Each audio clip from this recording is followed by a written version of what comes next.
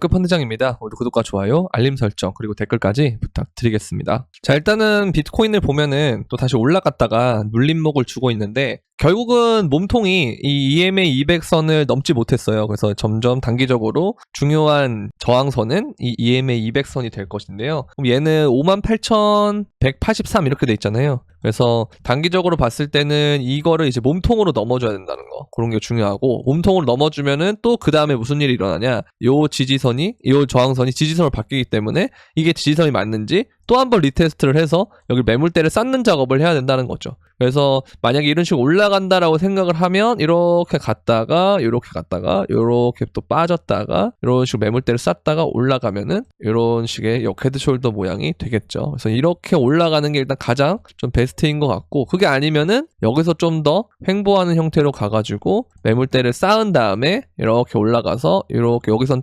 비교적 짧은 조정을 주고 이렇게 가면은 또 이렇게 헤드숄더가 되겠죠. 그래서 어찌됐든 간에 이 가격대를 지킨다라고 가정했을 때는 좋은 움직임을 이렇게 예상해 볼 수 있고, 만약에 한 번 더 이렇게 떨어진다고 했을 때는 뭐 48,000이나 47,000 이런 자리도 열어볼 수 있기 때문에 항상 이 가능성을 여러분들이 아예 없애진 마시되 이 구간에서 너무 겁을 먹는 것도 안 된다. 그렇기 때문에 제가 항상 강조드리는 요 100분의 1, 하루에 100분의 1씩 계속 3달 동안 매수한다 생각하면, 그쵸? 그러면 이러한 기간이 요 시나리오를 갖다가 이렇게 갈지 아니면 이렇게 갔다가 이렇게 갈지 이 과정들을 모두 대비를 할 수가 있다는 거죠. 그래서 이런 식으로 하면 좋지 않을까라는 생각이 들고, 이제 잡코인들이 조금씩 오르고 있어요. 이게 메이저 알트들은 잡코인들 대비해서 생각보다 덜 오르고 있는 모습인데, 뭐 레이어 제로 이런 애들은 조금 튀고 있긴 하지만 얘도 다시 윗꼬리를 만들어낸 모습이거든요. 얘도 지금 단기적으로 차트가 이런 식으로 나오고 쐐기 형태로 나오고 있기 때문에 이 저항을 계속 뚫지 못한다면 이런 식으로 빠질 가능성이 좀 있어요. 그러면 또 얘들 시간이 좀 걸릴 수 있거든요.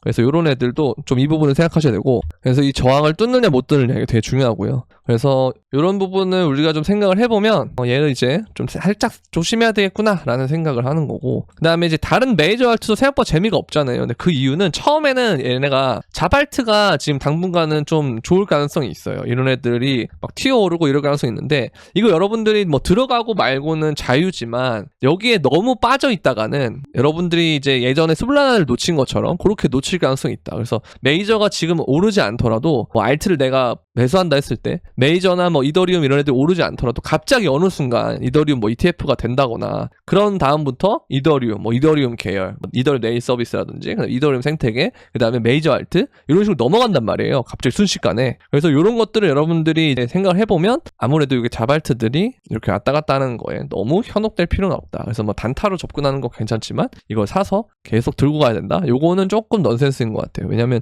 얘도 이렇게 튀어오르는 구간이 분명히 있지만 그 전까지는 이렇게 피레침이 되게 많거든요. 피레침이. 그래서 이런 것들이 이제 어쨌든 좀 지켜봐야 될 부분으로 보인다라는 거죠. 자, 그리고 이제 뭐 독일은 계속 분배를 하고 있는데, 여기 보시면 이렇게 지금 계속 떨어졌잖아요. 많이 팔았다, 독일은도. 그래서 뭐 좀 물량이 남긴 했지만 이제 거의 다 받아간다. 그리고 독일 정부의 잠재적 매도, 그리고 이게 비트코인 가격에 미치는 영향이 과장됐다. 그래서 매수 기회를 제공한다, 이런 건데, 그러니까 이게 뭐냐면 반감기 후에 채굴 업체들이 대량의 비트코인을 매각한다는 보고서가 있다. 이는 과장된 것으로 어떤 경우는 부정확하다. 상장 채굴 업체 중 일부는 6월에 비트코인 보유량을 늘렸다. 그러니까 이게 결국은 과장됐기 때문에 실제로 얘네들이 매도한 것보다 사람들이 패닉셀을 해서 더 가격이 빠진 게 많다는 거죠. 이 패닉셀을 하면 그걸 또 누가 받냐? 미국 기관들이나 여러 가지 이제 잠재적 수요에 대해 고래들이 받을 거다. 그래서 여러분들의 물량이 뺏길 거다. 이렇게 얘기를 하는 거다라고 보시면 되겠습니다. 아시겠죠? 그리고 지금 보면은 항상 요즘 많이 나오는 얘기가 그거예요. 주식이, 미국 주식은 특히 잘 가는데 왜 코인은 안 가냐?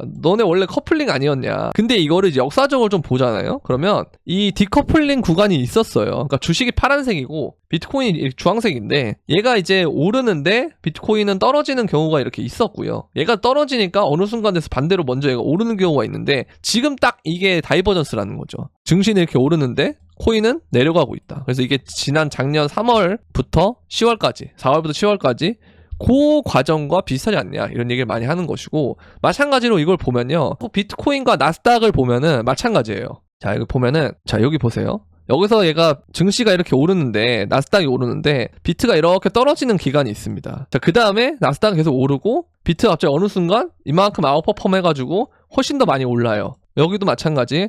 나스닥이 오르는데 비트는 음봉 주면서 이렇게 가죠. 근데 그 다음에 갑자기 이렇게 아웃퍼폼 때려버립니다. 여기도 마찬가지.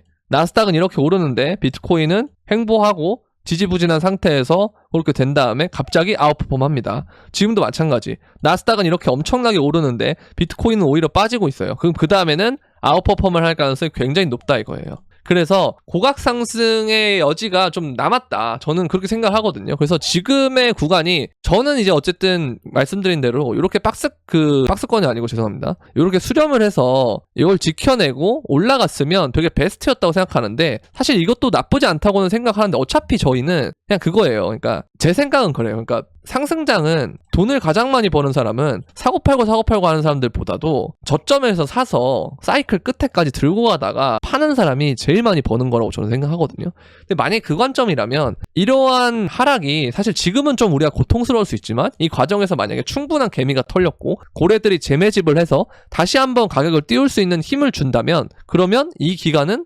오히려 정말 좋은 기회의 영역이었다라고 생각할 수 있는 거죠. 그래서 이 구간을 지키고 올라가 주면서 이걸 뚫어준다면 본격적으로 고각 상승이 나올 것이다. 그러면 사람들이 못 잡는 구간으로 될 거라는 거죠. 그래서 이 부분이 되게 긍정적으로 보시면 될 것 같고요. 자, 그리고 비트코인의 현물 ETF를 공식적으로 가장 많이 보유하고 있는 기업은 밀레니엄 매니지먼트라는 세계적인 헤지펀드 회사다. 그들이 보유한 비트 현물 ETF의 가치는 14억 5,476만 달러로 원화로 약 2조 148억 원이다. 그렇죠? 근데 현물 ETF 거래가 시작된 지 고작 6개월밖에 되지 않았지만 하나의 헤지펀드에서 2조 원이 넘는 자금에 운용하게 된다라고 하는 것은 기관들의 1차 유입으로 볼 수 있는 이 기간 동안 엄청난 수요가 발생했다. 근데 그 하이먼 민스키를 보면요. 이렇게 올라가다가 기관이 이렇게 들어와요. 그러면 이제 이렇게 1차 하락이 오거든요. 그 다음에 이렇게 상승을 하는 그런 구조가 생깁니다. 지금이랑 좀 닮았다고 저도 생각을 하고 그래서 좀 이게 장이 끝나면 조정장이 끝나면 진짜 고각 상승이 올 수도 있겠다라는 생각을 많이 하기 때문에 여러분들이 이제 주식으로 이제는 많이 갔을 거라고 생각해요. 지금도 코인 남아있는 분들은 정말 여러분들 찐이고 나중에 큰 돈을 벌 수 있을 거다라고 저는 생각하기 때문에 이 기간 동안 힘들겠지만 잘 버텨나갔으면 좋겠습니다. 자, 그리고 지금 비트코인의 사이클상 최초로 MA100과 MA200의 골드크로스가 나오기 직전이에요. 얘가 여기서 가격을 유지하기만 해줘도 이 골드크로스는 몇 주 뒤에 뜰 예정인데요. 자, 비트코인이 반감기 이후 얼마 지나지 않았기 때문에 진짜 강세장을 시작하는 것은 드문 일이 아니다. 항상 사이클이 그랬으니까요. 그래서 완벽하게 맞아떨어진다 이런 얘기를 하는데 정말 저도 기대가 돼요. 왜냐면 이렇게 떨궈주고 하는 것이 진짜 어려운 장이거든요. 왜냐면 이 정도까지 떨구고 힘들게 하고 지치게 하는 게 그렇게 많지 않았어요. 사이클상으로. 근데 제가 말씀드린 게 이렇게 쉬면서 가면 더 많이 갈 수 있는데 21년처럼 이렇게 가면 금방 끝난다라는 거죠. 그래서 17년처럼 이렇게 올라가면 쉬고 올라가면 쉬고 올라가면 쉬고 올라가면 쉬고 올라가면 쉬고 하면 더 높이 갈 수 있다. 비트도 요번에 그렇게 갔으면 좋겠다. 비트가 많이 가야 알트도 많이 가기 때문에 그렇게 보면 될 것 같아요. 아시겠죠? 자, 그리고 이제 여름이 끝나면 비트코인이 급등할 것이다. 지금은 여행 시즌이다. 9월 초 상승 추세에 진입할 가능성이 높다. 9월이 되면 다시 오르기 시작할 거다. 그러니까 이게 비트코인을 보면은 여기서 어쨌든 이렇게 올라가기 위해서는 여기서 매물대를 또 쌓는 과정 아니면 여기서 쌓던지 이런 과정들이 필요하기 때문에 이게 어느 정도 있어야 그 다음에 이걸 뚫을 수 있는 힘이 생긴다는 거죠. 이걸 뚫게 되면 그때부터는 이걸 뚫기 위한 연료는 이 연료가 되는 거기 때문에 여기에서 축적한 에너지를 위로 발산하기 때문에 이걸 뚫었을 때는 고각 상승이 나올 가능성이 높다는 겁니다. 그때는 또 숏이 아마 뚝배기가 엄청나게 깨지지 않을까 그런 생각이 듭니다. 자, 그리고 트럼프가 비트코인 2024 컨퍼런스에서 연설을 할 예정이다라고 하는데 7월 25일 현지 시간이니까 아마 26일이지 않을까 싶은데 그때부터 사흘간 미국 내슈빌에서 개최될 예정이다. 그리고 무소속 후보인 로버트 케네디 주니어 역시 해당 컨퍼런스에서 연설을 진행한다.